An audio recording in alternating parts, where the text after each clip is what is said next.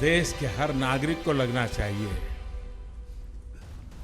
ये देश मेरा है, इस देश को मुझे आगे बढ़ाना है। समस्याएं हैं, कठिनाइयां हैं,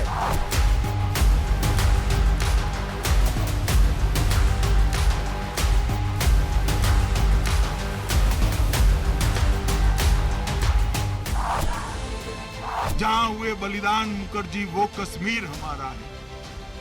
एक देश में दो निशान, दो प्रधान, दो विधान नहीं चलेंगे। भारत में यूनिफॉर्म सिविल कोड भी आने वाला है। ये तरह से यूनिफॉर्म सिविल कोड नहीं ला सकते। इस तरह पर मुसलमानों पर मुसल्लत नहीं किया जा सकता। अगर ऐसा करेंगे तो रिबिलियन होगा, मुसलमान खड़ा हो जाएगा। तो क्या 2024 के लोकसभा चुनाव की प्रयोगशाला में अब कॉमन सिविल कोड का परीक्षण करने जा रही है मोदी सरकार?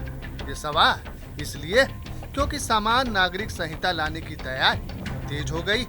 22वें विधि आयोग यानी लॉ कमीशन ने समान नागरिक संहिता पर सभी से सुझाव मांगे।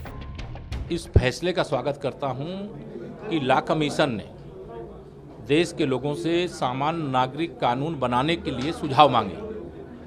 भारतीय जनता पार्टी का कार्यकर्ता होने के नाते जो हमारे 3 प्रमुख मुद्दे थे, चाहे वह सामान्य नागरिक संहिता कानून हो, चाहे जम्मू कश्मीर से धारा 370 को हटाना हो, चाहे अयोध्या में रामलला की जन्मभूमि पर भव्य मंदिर बनाना हो, यह तीनों वैचारिक मुद्दे हम जो जनता के सामने लेकर के भारतीय जनसंघ से लेकर के भारतीय जनता पार्टी तक लेकर के जाते थे, वह सारे एक एक करके पूरे करने का काम माननीय प्रधानमंत्री नरेंद्र मोदी जी के नेतृत्व में कर रहे हैं।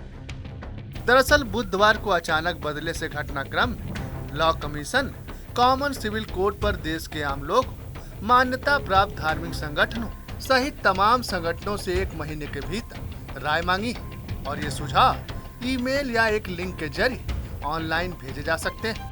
बाबा साहब भीमराव अम्बेडकर ने तभी उस संविधान के नीति तत्वों में वर्णन कर दिया था कि सरकारें समान नागरिक संहिता के लिए आगे बढ़ेंगी, कानून बनाएंगी, लेकिन दुर्भाग्य से अभी तक नहीं हो पाया। साधुवाद है केंद्र सरकार को कि जिसके विधि आयोग ने इस बारे में अपनी व्यूज मांगे हैं, लोगों की जो इच्छा है, लोगों के जो विचार हैं वो आमंत्रित किए हैं। आशा है कि जल्दी से जल्दी इस कानून को लागू भी किया जा सकेगा, जिससे देश के अंदर एकता, एक रूपता का भाव जागृत हो। शादी, तलाक, संपत्ति बंटवारा और बच्चों को गोद लेने जैसे करीब 8 मामलों में अलग अलग धर्मों के लिए अभी अलग अलग कानून। इधर एक देश एक कानून की कवायद में जुटी मोदी सरकार इस 10 को पुरानी मांग पर भी दांव चलने वाली। वहीं उत्तराखंड और गुजरात जैसे सूबों में भी यूसीसी का ड्राफ्ट तैयार किया जा रहा है। केंद्र सरकार की नजर भी इनके सुझाव, ड्राफ्ट और पैटर्न पर जमी। वहीं इस मामले पर सियासी संग्राम के सुर भी सुनाई देने लगे।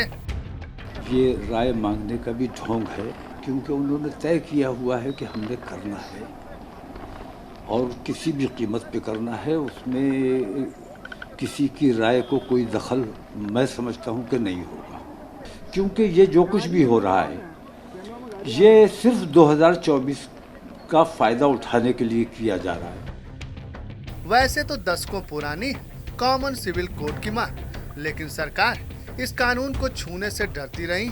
बीते दिन अमित शाह ने भी इरादा जताया था। वहीं अब लॉ कमीशन के नोटिस ने इस मुद्दे को और गर्मा दिया। विपक्ष कह रहा है कि ध्रुवीकरण की नई धुरी को धार दे रही है बीजेपी। अब मौजूदा हुकूमत अगर कोई परिवर्तन करना चाहती है तो हवा में हम उनके बनाए एजेंडे पे नहीं काम करेंगे। जब ये प्रारूप के रूप में, कानून के रूप में उसका प्रारूप हमारे सामने आएगा, पढ़ने के बाद हम प्रतिक्रिया व्यक्त करेंगे। हमारी पूरी निष्ठा भारतीय संविधान के प्रति है और आज जिस रूप में है हम उसका आदर करते हैं। कौन सा कानून अलग है भाई? ये सिविल शब्द है, सिविल।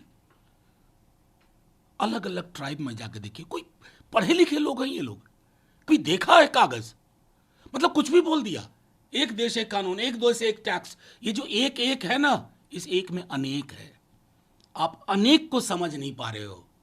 इसलिए विजुअल्स आ रहे हैं कि उत्तराखंड में दुकानों को मार्क किया जा रहा है, इसलिए मॉब लिंचिंग हो रही है, क्योंकि आप एक में अनेक को नहीं देख पा रहे हो।